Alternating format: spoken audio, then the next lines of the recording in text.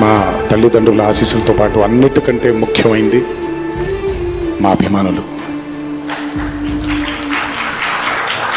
ఏ జన్మలో చేసుకున్న రుణమో ఈ జన్మలో కలిసి ఒక గర్భంలో పుట్టకపోయినా, కలిసి రక్తాన్ని పంచుకోకపోయినా, రక్త సంబంధం కంటే కూడా గాఢమైనటువంటి రుణపడిపోయేటువంటి అనుబంధం ఏర్పడిపోయింది మీ అందరితో.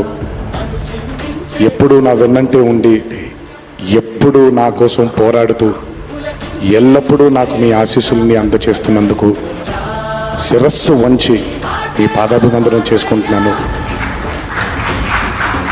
ఈ జన్మలో కాకపోయినా ఇంకొక జన్మలోనైనా మీ రుణాన్ని తప్పకుండా తీర్చుకుంటాను. అప్పటిదాకా వడ్డీని లెక్క వేస్తూ ఉంటాను నేను.